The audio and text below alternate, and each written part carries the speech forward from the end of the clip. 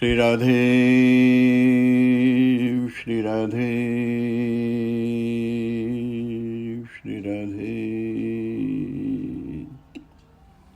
श्री राधे श्री राधे श्री राधे श्री राधे श्री राधे श्री राधे श्री राधे। शंकर ने ही पैदा किया है भस्मासुर को और स्वयं भाग रहे हैं अपने प्राण लेकर, तो विज्ञान यही करता है। वह मानव बुद्धि में बैठकर पैदा करता है हाइड्रोजन, उदजन और मानवता कराहती है, हाय तौबा मचाती है। विश्व युद्ध की विभीषिका बढ़ने लगती है और जब विज्ञान मात्र विल्वपत्र, जल, अक्षत, चंदन से ही रीझने वाले आशुतोष शिव का सहारा पा लेता है तो भस्मासुर पैदा होने लगते हैं। रावण जैसे मायावी निरीह प्राणियों के लहू से अपने हाथ रंगने लगते हैं।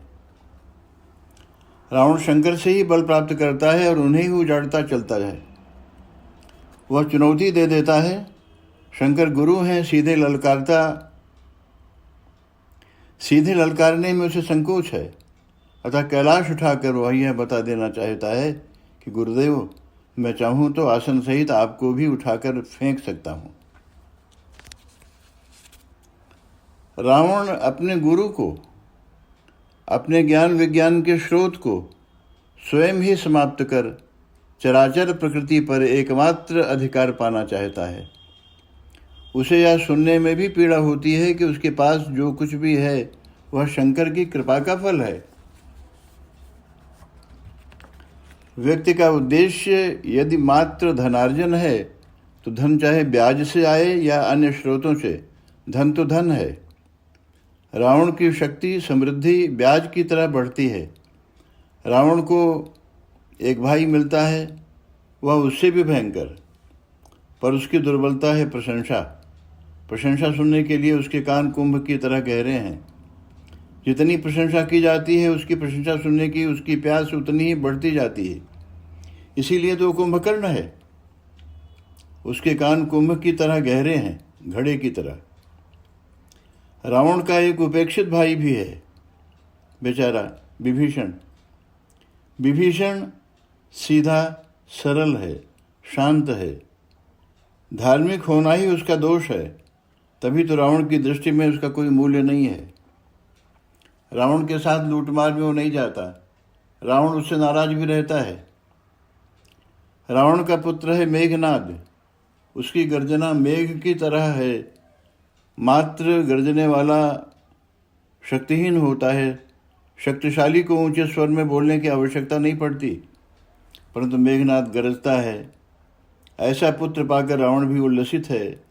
रावण स्वयं तो लोक को रुलाने वाला है ही, मेघनाद जैसे पाखंडी तथा क्रूर कर्मा पुत्र को पाकर रावण का अति उत्साही हो जाना स्वाभाविक ही है।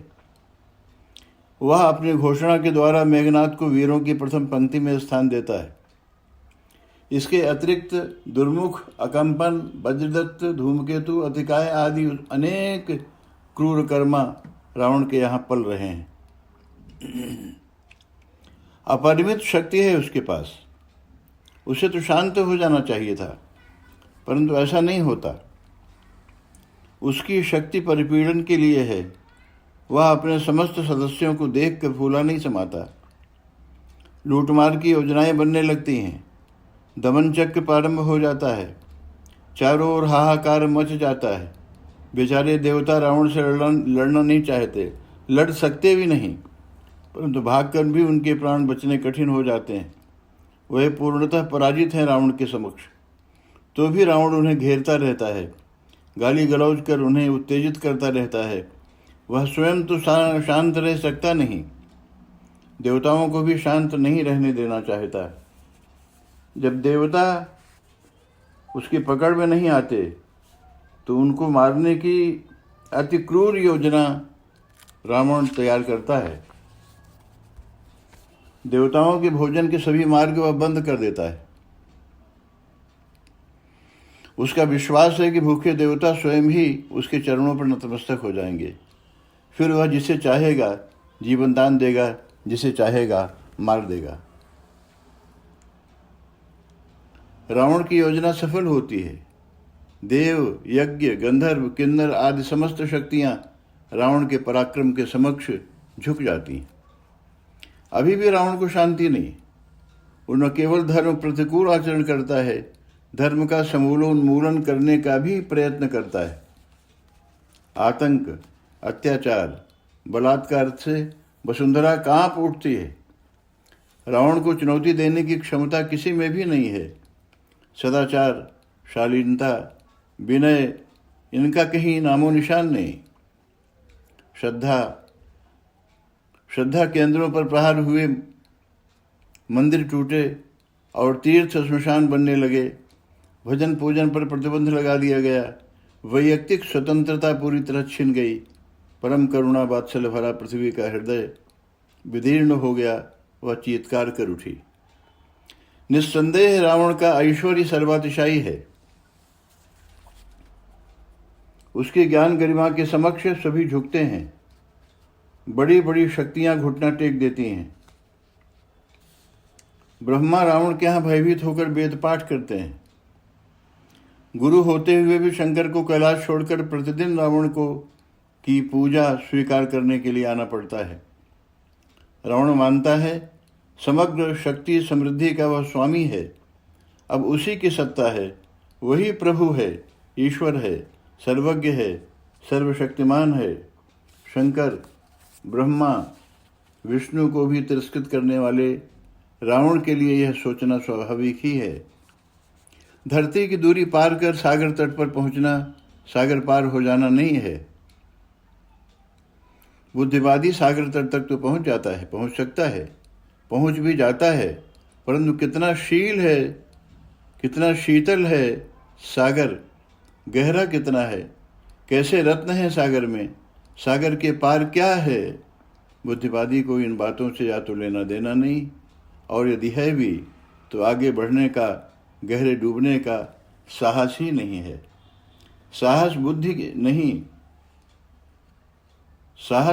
का नहीं, हृदय का धर्म है। शूर्पणखा के नाक कान कटने, खरदूषण द्वारा राम से युद्ध करने और अंततः खरदूषण का वध हो जाने का समाचार सुनने पर रावण सन्न रह जाता है। उसके रहते हुए खरदूषण का वध दिल दहला देने वाली घटना है। उसका विश्वास बनता है कि खरदूषण को मारने वाला भगवान ही हो सकता है। भगवान और अपने बीच रावण किसी सत्ता को नहीं स्वीकार करता। यदि भगवान हैं तो हैं, अन्यथा रावण है। यदि भूभार हरण के लिए भगवान ही अवतरित हैं तो उनसे भी शत्रुता करके ही भेंट करनी है, क्योंकि इस तामसी शरीर से भक्ति संभव नहीं है। ऐसा प्रतीत होता है कि रावण अपने को भूभार मानता है। वह अपने पापों को स्वीकार करता है, परंतु सच नहीं है यह। वह अपने को पापी नहीं मानता। इस स्वीकृति के पीछे रावण का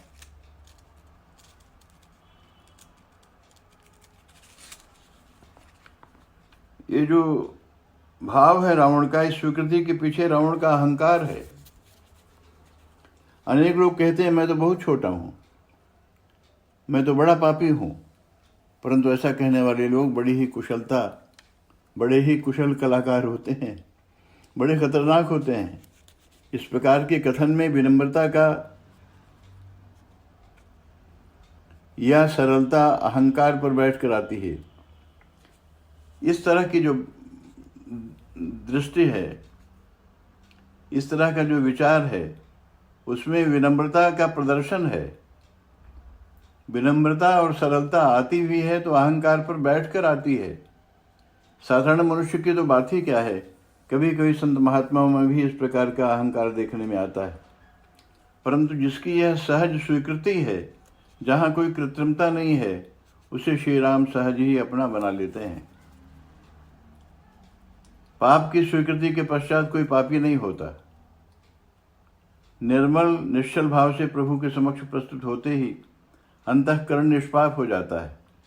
ऐसे प्राणी प्रभु को परम प्रिय हैं। शरणागत विश्वद्रोही भी क्यों न हो, परंतु सरल हृदय से आत्मापराध की स्वीकृति उसे परम पवित्र बना देती है। ऐसी श्री राम की घोषणा है। बाबा तुलसी कहते हैं, विश्वद्रोह कृत अघ जहि लागा, विश्वद्रोह कृत अघ जहि लागा, आई शरण कबहू नहीं त्यागा, कोटि विप्रवध लागहि जाहू, आई शरण तजहू नहीं ताहू।